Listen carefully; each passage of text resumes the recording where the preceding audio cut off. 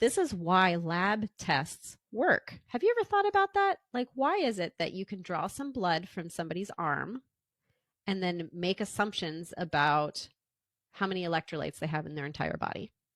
It's because those electrolytes, they spread out evenly throughout the blood. Blood is mostly water. If you don't know what blood is, think about this. I talked to a tutoring student about this the other day, one of my one-on-one tutoring students, because I realized there's a lot of things in nursing school where before nursing school, especially if you don't have any healthcare experience, we use vocabulary one way, a kind of a casual way. But then when you get to nursing school, sometimes vocabulary is it's more formalized, like it has a very specific meaning.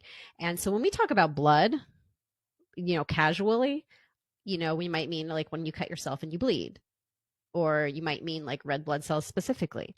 But when we talk about blood in the medical context, it's very specific. It's not red blood cells by themselves. Red blood cells are only one component of blood.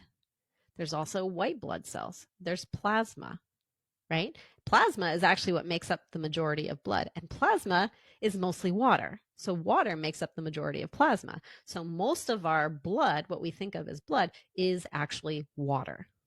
And that's because water is the universal solvent. It dissolves almost anything. Life on this planet could not exist without water. It's amazing. So we have the, things that are dissolved in the water.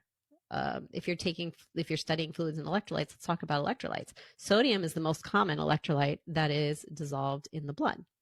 And if you just take a sample of blood, because of diffusion, because sodium wants to spread out as evenly as possible throughout the blood, then when you take a small sample of blood, you can measure how much sodium is in that small amount of blood. You can take a ratio, and that tells you approximately how much sodium you have in the entire body. So you can know if a person is in homeostasis related to their sodium levels based on taking a small sample of blood. Isn't that amazing?